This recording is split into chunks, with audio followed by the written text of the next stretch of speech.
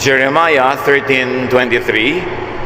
Can people change the color of their skin, or can a leopard remove its spots? Change people. Yan po ang ating pag-aaral at nawakasihan tayo ng Espiritu ng Panginoon. Aming Diyos, salamat po sa araw na ito na kami naragdagan na naman ng isang araw ng buhay. Salamat po sa lakas. Salamat sa mga tagumpay, sa mga dumaang mga hamon sa buhay. At ngayon kami, Panginoon, nagpapasakop sa inyo. Payapain niyo po ang aming loob, linisin niyo po kami at turuan. Kayo ang maging tunay na tagapangaral, tinig niyo ang aming marinig. We ask you, Father, to bless your people and lift up only your name. Salamat po sa ngalan ng iyong anak at aming tagapagligtas na si Jesus. Change people. Pwede nga ba natin talagang baguhin ang tao? Dapat ba nating ambisyonin na baguhin ang mga tao? Ecclesiastes 1:14-15.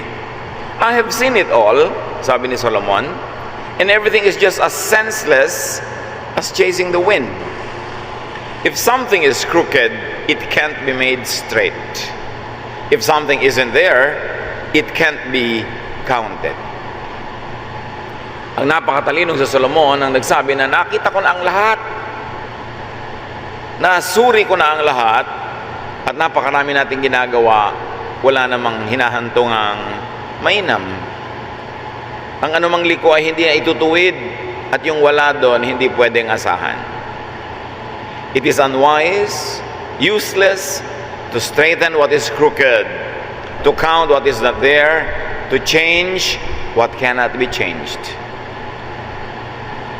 Kaya ang laki ng conflict ng mga tao, mag-asawa, magulang at anak, magkapatid, magkaibigan, ay pilit at pilit nating binabago ang mga tao sa paligid natin para umayon at bumagay sa ating kagustuhan, sa ating standards, sa ating inaasahan.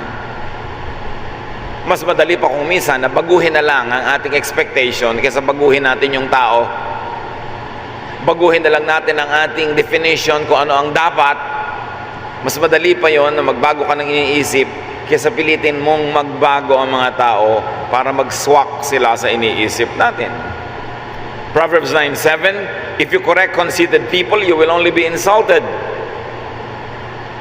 If you reprimand evil people, you will only get hurt.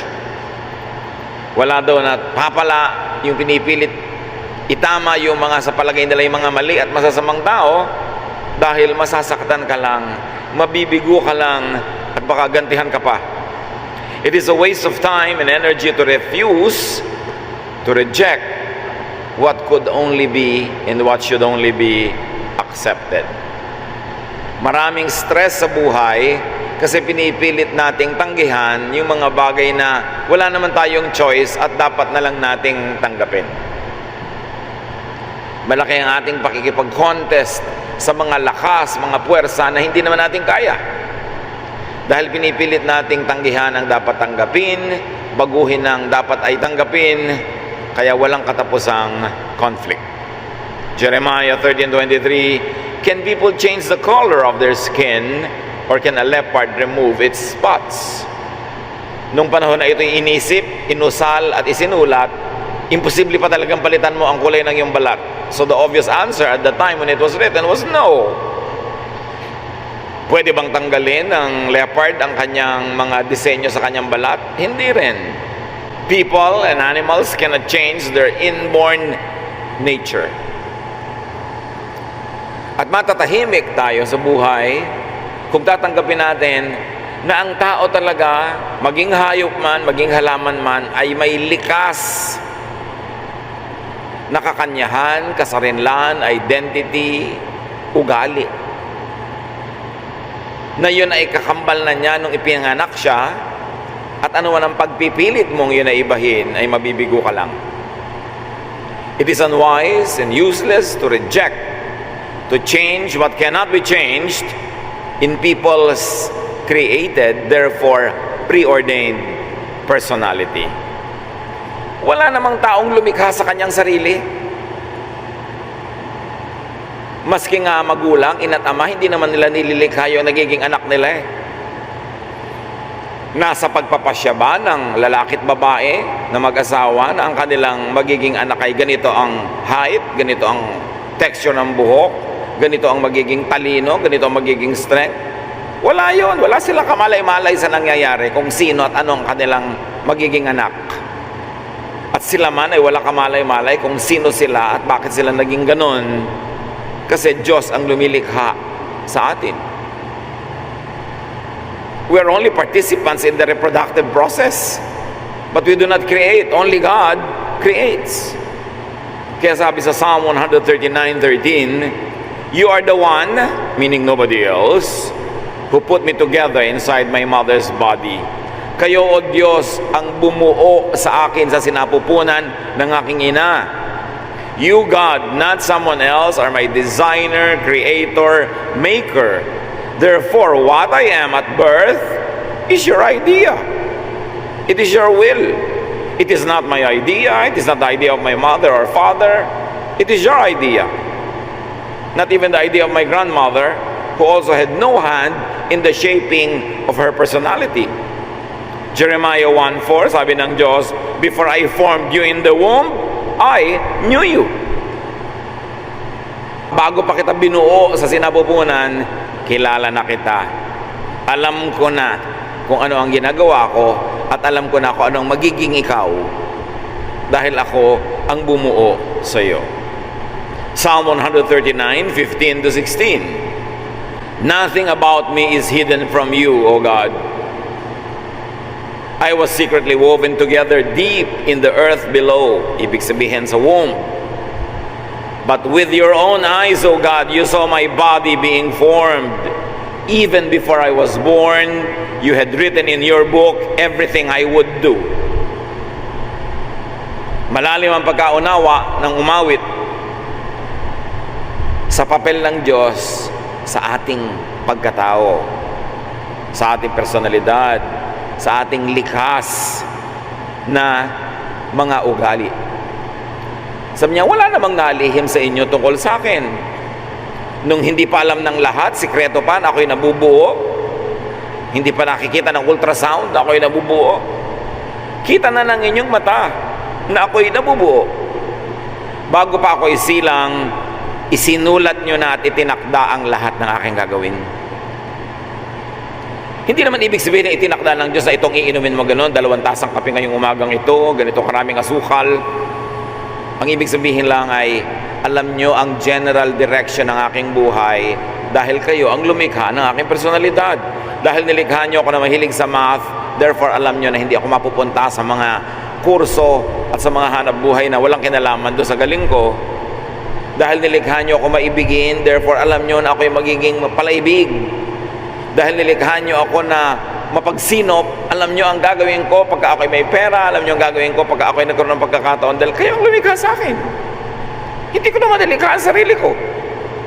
Hindi rin ako nilikha ng mga magulang ko at hindi ko nilikha ang aking anak o magiging anak. Because you made me this way, naturally I was born this way. I will be this way all my life and I can only be what you made me. I can only do what you designed for me to do. Hindi ako pwedeng magpanggap, kunwari ay mag-engineer o mag-chemist, kasi hindi nyo ako nilikha na maging ganon. Hindi yun ang aking likas na galing at talino. Hindi ko pwedeng tigasan ang loob ko sa mga lumalapit at humihingi kahit ilang beses na akong nabigo dahil nilikha nyo akong maawain. Ngayon, hindi ako pwedeng sobrang maging maawain na binobola na ay nagpapabola pa kasi nilikha nyo akong wise. May iba akong strength.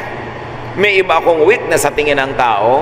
Pero hindi lahat ng strength ay nasa akin at hindi naman lahat ng weakness ay nasa akin din. Kanya-kanya kami mga nilikha nyo ng specialty para lahat may papel. Kanya kami ng kanyang galing, ng husay, para lahat ng gawain. Mayroong gagawa, pero hindi ibig sabihin ako lahat, dahil hindi ko naman alam lahat, at hindi ako malakas sa lahat ng larangan ng buhay. Kaya kami magkakamag-anak, magkakaibigan, magkakasama sa trabaho, yung magtutulong-tulungan, dahil ang lakas niya ay hindi ko lakas. Ang galing ko'y hindi niya galing. Kayo ang lumikha sa amin. Nilikha nyo kaming magtutulungan, magmamahalan, kaya i-distribute, ibinahagi sa iba't iba ang kanya-kanyang mga talino at galing para kailangan namin ng isa't isa. Psalm 139, 23-24. Look deep into my heart, God, and find out everything I am thinking. Don't let me follow evil ways, but lead me in the way that time has proven true. The prayer is saying, as I am, as you made me, lead me according to your good intention to be what you intended me to be. Kaya lagi natin sinasabi, follow God's will. At lagi marami nagtatanong, ano ba ang God's will para sa akin? Tingnan mo ang ginawa ng Diyos sa iyo na likas. At yun ang will niya para sa iyo. Ginawa kanyang mabusisi, maburire. Ibig sabihin, ang will ng Diyos para sa iyo, ikaw yung nagbabantay ng lahat ng mga detalye. Meron namang medyo may kaburaraan, nilikha siya ng Diyos siguro para iba ang gawin. Then nagtutulungan kayo, nagbabantayan para at the end of the day, both of you benefit from each other. Kung paano nyo ako nilikha, turuan nyo akong mabuhay sang-ayon doon. Kaya mga magulang, sapagkat hindi tayo ang lumikha sa ating mga anak, hindi para sa atin na idikta kung paano sila mabubuhay. Kung ano ang magiging kurso nila, ano ang magiging trabaho nila, ano dapat nilang gawin. Kasi dapat maging totoo sila at tapat kung paano sila nilikha ng Diyos. Hindi tayo Diyos para magdikta kung paano mabubuhay ang kapwa. Dapat siya ay turuan, yes, ganyan ang role ng mga magulang, payuhan, ipanalangin, mahalin, pero nasa kanila ang pasya kung sino ang kanilang mamahalin. Kung sino ang gusto nilang makasama sa buhay, ano ang gusto nilang maging hanap buhay, dahil yun ang tawag sa kanila ng kanilang likas na katauhan. John 6:37, sabi ni Jesus, everything and everyone that the Father has given me will come to me, and I won't turn any of them away. Sino man daw ang ipadala ng Ama sa Kanya ay tatanggapin niya at hindi niya tatanggihan. Jesus accepts people who accept Him, no matter who or what those people are. Isa lang ang patakaran ni Jesus sa pagtanggap sa tao, kung ang tao'y tatanggap din sa Kanya.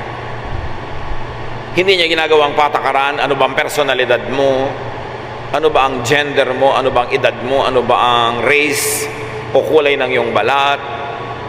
Pag tinanggap mo si Jesus, tatanggapin ka niya. At siya ang modelo natin sa buhay. Ganun ang dapat patakaran natin sa pagtanggap sa isa't isa.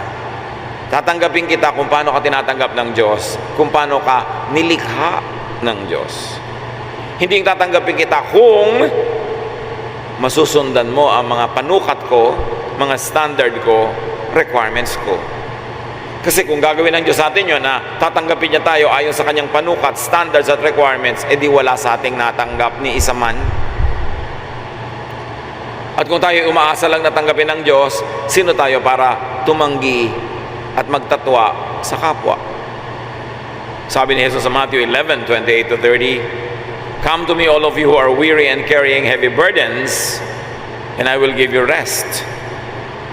Take my yoke upon you and learn from me, for I am gentle and humble in heart, and you will find rest for your souls.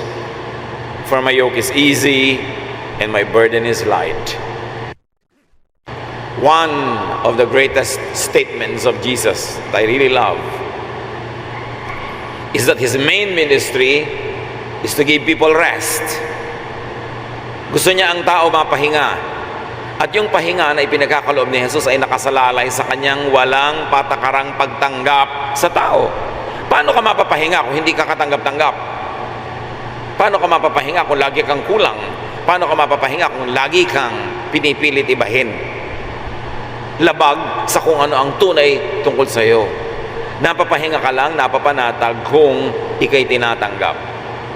Kaya sa pagbibigay ni Jesus ng kapahingahan, kakambal yung kanyang maibiging pagtanggap. Sabi niya, mapapahinga kayo.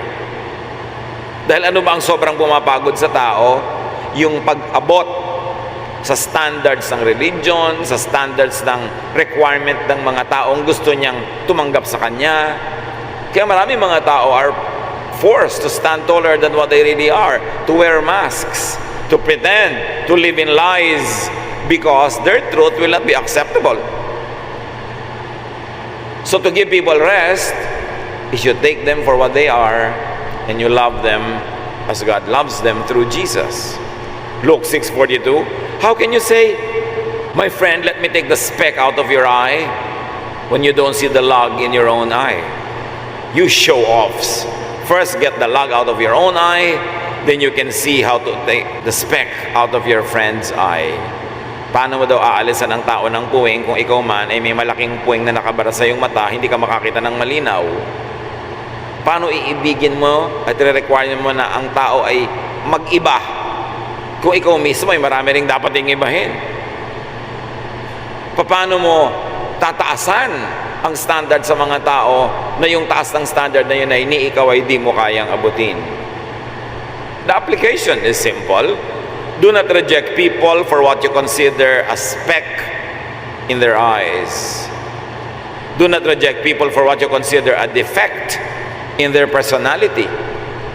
At ang pagkakaligaw-ligaw ng ibang napakalaking pagkakaligaw kung ang sariling magulang ang hindi tumatanggap sa sarili niyang anak. Laman ng kanyang laman, dugo ng kanyang dugo. Kung meron man na asal, ugali, personalidad ang iyong anak na ayaw mo, isipin mo na lang kung saan siya galing at kanino siya galing. Anak mo nga eh. So genetically, kanino siya nanggaling, edi sa'yo. Pero sabi mo, hindi ako ganyan. Oo, baka ganyan yung lolo mo. Ganyan yung tatay mo, ganyan yung kanununuan mo. Napasalamat ka na lang at sa iyong sariling katawan at pagkakatao ay hindi lumabas, pero nandun tulog. Pero naipasa mo sa iyong anak at sa kanyang buhay, sa kanyang henerasyon lumabas at nagising uli yung ugali na yun, yung asal na yun, yung personalidad na yun na ayaw mo. Pero tatandaan mo, sa iyo galing ang iyong anak.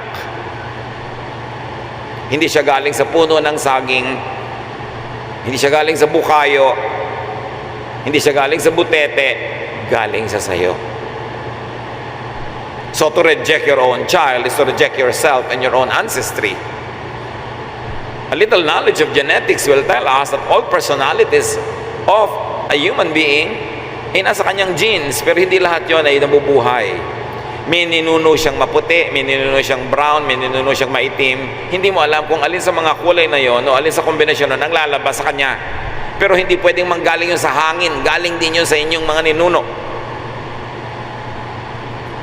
Kaya mahalagang mamulat ang mga tao, at pagka tinuos mo kung saan-saan galing yan, galing sa lola, yung nasa lola, galing sa kalula-lolahan, di babalik ka sa Diyos na lumikha sa lahat ng tao. Matthew 7:1-2, don't condemn others, and God won't condemn you. God will be as hard on you as you are on others. He will treat you exactly as you treat them. So you don't want to be rejected? Don't reject. You want to be accepted? Accept people. Do not hate people for who they naturally are. Do not hate people for their inborn nature. Mayroong likas, nakakambal na ng tao, ipinaglilihi pa lang siya.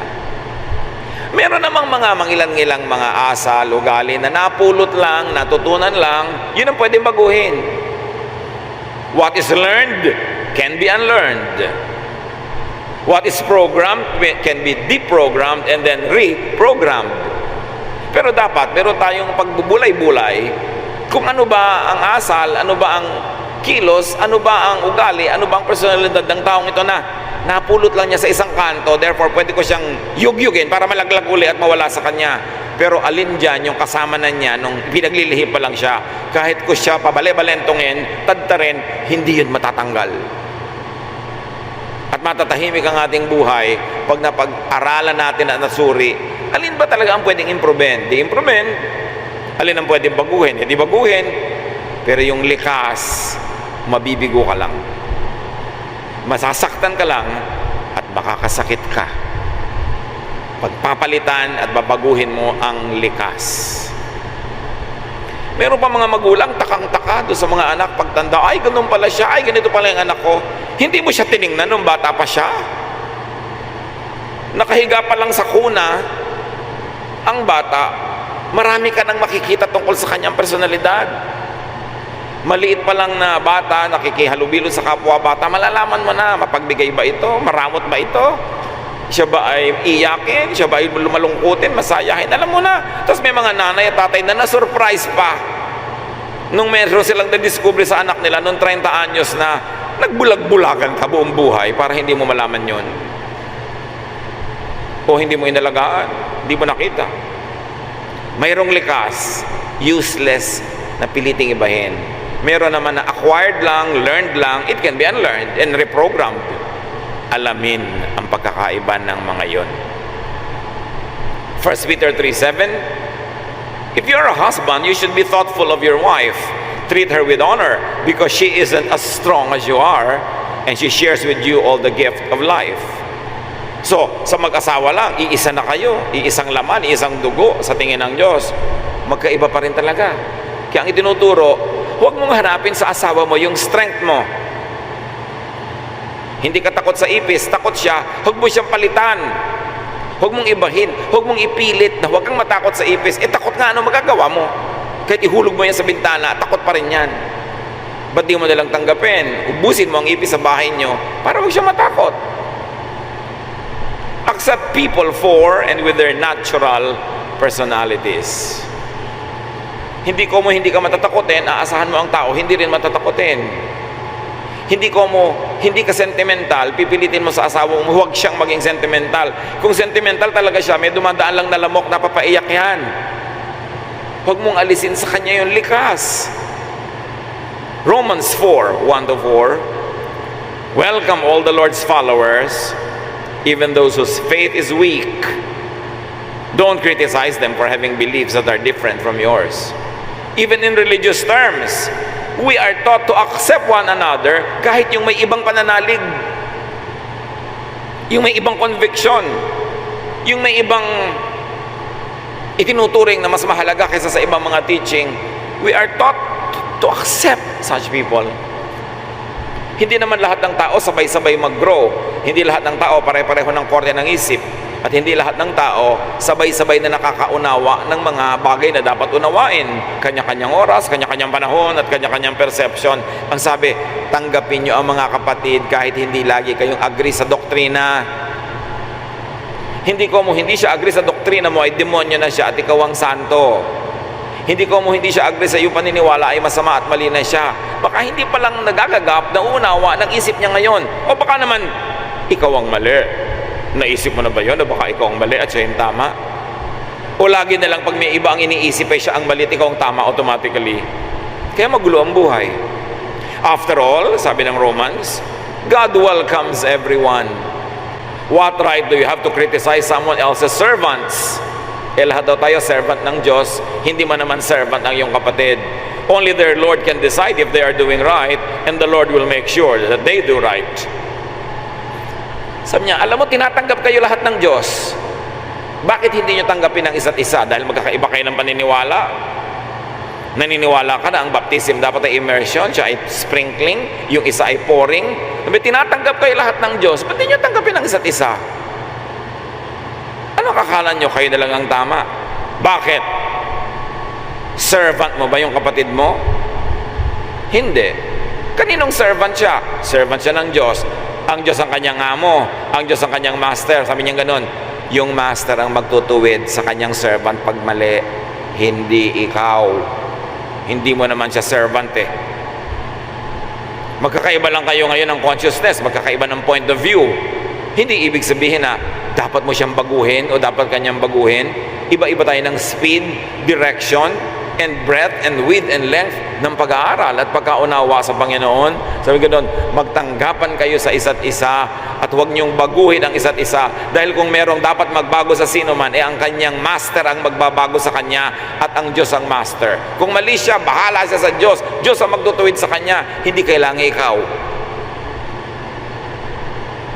Lagi kasi tayong merong Messiah complex. We want to save the world. We want to save everybody from their mistakes and enlighten them with our own wisdom. Gusto nating ituwid ang lahat ng liko dahil akala natin tayo ituwid at sila'y liko. At sila naman, iniisip tayo ang likod, sila ang tuwid. Kaya laging may giyera mundial, laging merong world war. Kanya, ang Diyos ang nakakaalam ng lahat. Ang Diyos ang may kapangyarihan sa atin. Kung dapat siyang ituwid, Diyos ang magtutuwid sa Kanya. Kasi sa Diyos siya nananagot, di naman sa iyo eh. At sa palagay mo ba, kung dapat siyang ituwid, hahayaan ng Diyos na hindi siya maituwid? Anong palagay mo sa Diyos? Pabaya? Hindi niya alam ang ginagawa niya? O napakakitid at napakaliit ng pag-aakala mo sa kung ano ang tama, na yung mga ibang mga nakapaligid dito na katotohanan na hindi mo pinaniniwalaan, ang tingin mo na ay mali. Anong tingin ng Diyos doon? Mali din nga ba? O makitid lang ang iyong isip? Dapat lawakan ang isip. Most of the time, the truth is not just a tiny dot, your point. No. Many times, the truth are 2 or 3 or more points and all the sub-points in between. Hindi maliit ang katotohanan. Madalas maliit lang ang ating nakakayanang unawain. 1 Samuel 16:7, people judge others by what they look like, but I, God, judge people by what is in their hearts. So God looks at people's hearts, not at their outward appearance or personality. God accepts people for what they are inside. Meaning, God accepts people for their essence, for their spirit, not for their body. Tinatanggap tayo ng Diyos dahil kung ano ang nasa kaibuturan ng ating puso, hindi dahil sa physical structure lang ng ating puso o ng ating katawan. Lampas doon ang pag-unawa ng Diyos. Merong hinahanap ang Diyos sa bawat tao na lampas sa tingin ng tao lamang. At ang Diyos ang ating hukom. Siya ang sumusukat sa atin. Hindi tayo ang hukom ng isa't isa. James 2:8-9, you will be doing the right thing if you obey the law of the kingdom, which is found in the scripture. And that law is, love your neighbor as you love yourself. But if you treat people according to their outward appearance, according to their personality, according to what you see, you are guilty of sin, and the law condemns you as a lawbreaker. Sabi ko, isa lang naman ang tunay at mahalaga at pangunahin, nangingibabaw at dapat magharing utos, yun ay magmahalan kayo. Pero kung ikaw, sinusuri, inuuri, kinikilatis mo ang tao, ayon lang sa iyong nakikita, nababatid, nauunawa, nagkakasala ka. At ikaw, ang siyang mapapatunayan nagkasala, ayon na rin sa iyong mga sariling panghuhusga sa iyong kapwa. Rejection, hatred, destruction of people's natural, inborn personalities result in conflict, in trouble, in failure, and frustration. Halos lahat ng giyera sa bahay ay dahil sa pag-reject natin sa isa't isa. Ang gusto niyang kainin na itlog, malasado. Ang gusto mo, sunog-sunog, tayang-tang. Di hayaan mo siya. Iisa po ang itlog eh. O di siya lang kumain ngayon, ikaw bukas. Take turns. Kailangan lang meron kang method. Because we have to share the planet, we have to share the house, we have to share the dining table. We've got to learn to live with one another. Napaka-importante na tanggapin, imbes pasunurin mo sa'yo ang kapwa. Changing people instead of accepting and loving them as God's creation and design, as God's wonderful workmanship, cause grave sorrow and pain to all. Bakit may mga anak na naglalayas kasi hindi sila tinatanggap na magulang o hindi nila tinatanggap ang magulang nila? Bakit mayroong mag-asawang naghihiwalay kasi hindi nila tinatanggap ang isa't isa o tumigil na silang tumanggap sa isa't isa? Bakit nagkakalayo ang magkakaibigan? Kasi hindi nila tinatanggap ang kanya-kanyang mga ugali, mga kostumbre, at pagkatao. We are like clay jars in which this treasure is stored. The real power comes from God and not from us. We often suffer, but we are never crushed. Even when we don't know what to do, we never give up. In times of trouble, God is with us, and when we are knocked down, we get up again. mahaba ang kwento at salaysay ni Paul tungkol sa rejection. Ito ang mga tinutukoy niya. People reject him for his looks, for his ideas, for his teachings, for his methods. So Paul reflects on how it is to be rejected. Kaya magaling siya magturo on love. 1 Corinthians 13. Love. Kasi siya, naranasan niyang hindi ma-love. Alam niya ang pait, ang hapdi ng itinatakwil, ng itinatapon, ng itinitiwalag. At tayo man na nakaranas niyan, dalawa lang ang pwedeng reaksyon. Itinakwil ka, hindi ka minahal, lalo na nung bata ka pa. So gaganti ka sa mundo, itakwil mo uli lahat pag ikaw na yung matanda. Or, dahil alam mo kung paano masaktan, maitakwil, paano ma-reject, magiging mapagmahal ka na ngayon dahil ayaw mong maranasan ng iba yung dinanas mo. The same heat that melts the wax hardens the clay. The same sad experience can make you good or bad, can make you bitter or better. It is your choice. Ano ang gagawin mo sa mga pait na naranasan? Gaganti ka sa mundo o pipilitin mong iligtas sa maraming tao sa ganong pait by being good to them, by loving them, and by stopping and cutting the cycle of violence, the cycle of hatred, the cycle of unlove. Meron tayong kapangyarihan na gawin yon. Baguhin ang kapaligiran with the love of God. Kung may kapangyarihan na nakakapagpabago, yun ay pag-ibig. Not hatred. Not rejection. May mga tao naman, hindi lang sa iba ang nire-reject nila, pati sarili nila nire-reject nila. Yan ang mahirap. Because you have to live with yourself 24/7.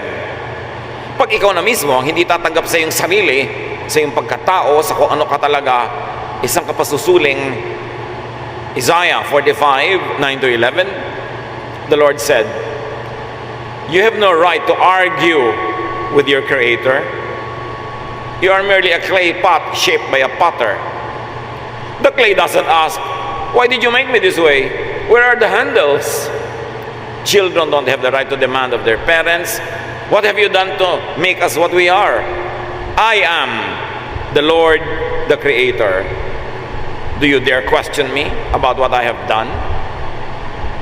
Ginamit dito yung talinghaga ng palayok at doon sa gumagawa ng palayok.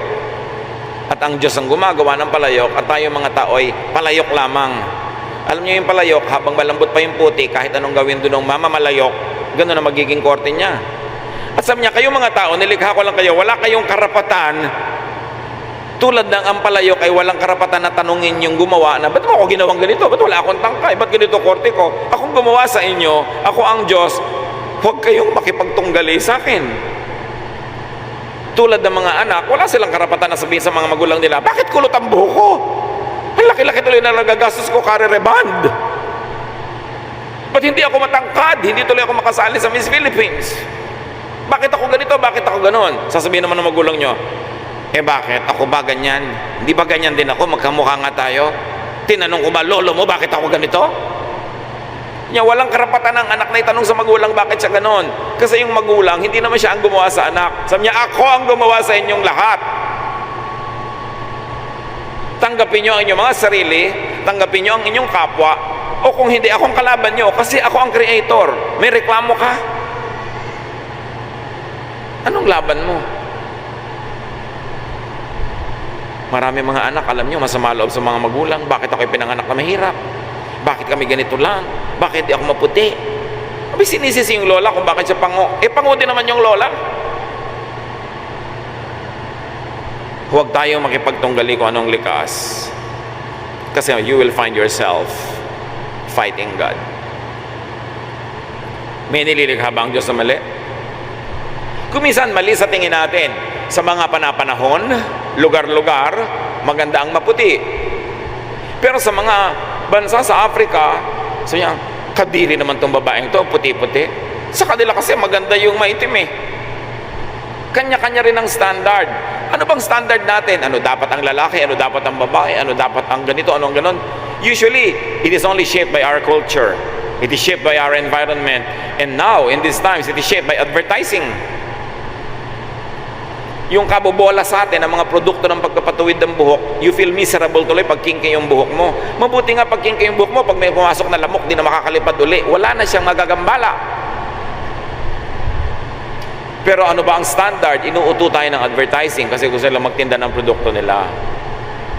Susuriin natin, ano ba sa tingin mo talaga yung standard? Ano yung tama? Ano yung mali? Kasi ang Diyos walang nililikhang mali. Ang mga sibilisasyon, ang mga kabihasnan, meron ding standard. Ano dapat? Ganito dapat ang itsura mo, ganito dapat ang kilos mo. Pero, yun ba talaga ang standard ng Diyos? So, sa lagay, mali ang Diyos. Accept God's work. Accept God's will. Accept others and yourself. Romans 15:7, accept one another, then for the glory of God as Christ has accepted you. So kung gayon, tanggapin nyo ang isa't isa tulad ng tinatanggap kayo ng Diyos at ni Jesus. Keep changing for the good, yes. Keep changing for the better and the best version of your own real self. Hindi ibig sabihin hindi ka na mag-i-improve. Pero ang pwede mo lang improvein, yung likas na nasa iyo na, yung wala, hindi mo ma-improve yun. Yung wala, hindi mo pwedeng hanapin. But keep improving, but based only on your reality. Be the best version of your real self. Do not be the good version of someone else because then you'll be a fake.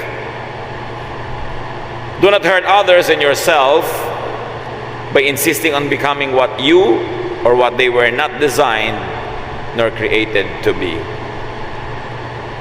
Kung hindi likas, hindi mangyayari. Kung hindi ukol, sabi na matatanda, hindi bubukol. Mapapagod ka lang. Galatians 5:14-15, all the law says can be summed up in the command to love others as much as you love yourself. But if you keep attacking each other like wild animals, you had better watch out or you will destroy yourselves. Let us not destroy ourselves. Let us not destroy people we love and people who love us. Accept them. Inspire them to be the better version of themselves, to improve within the real area of their personality, but we should not make people change just because we think that they should. Huwag tayong makipagtunggali sa lumikha sa atin. Jesus wants us to be restful and to be rested, and very especially about our realities. Anong mga katotohanan sa ating mga sarili ang dapat nating tanggapin?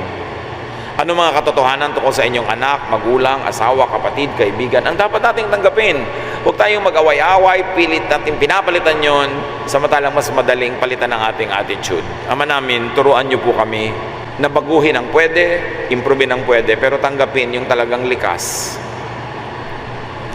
Maghari nawa ang pag-uunawaan, pag-iibigan at pagtanggap sa isa't isa sa mga tahanang kinakatawan ngayon dito na yung mga anak. Visit the homes of your people, O God, and let your love prevail. Let unconditional love and acceptance be the rule while we continue to inspire and help each other to improve, to keep getting better at what we really naturally are. At nawa, Panginoon, sa paglawak ng aming isip at pag-unawa, ay maghari ang katahimikan, kapayapaan, katiwasayan sa aming mga buhay at mga bahay. Pagbulay-bulayan natin, mga kapatid, ang kahulugan nito sa ating buhay. Suriin ninyo kung meron kayong nire-reject for whatever reason.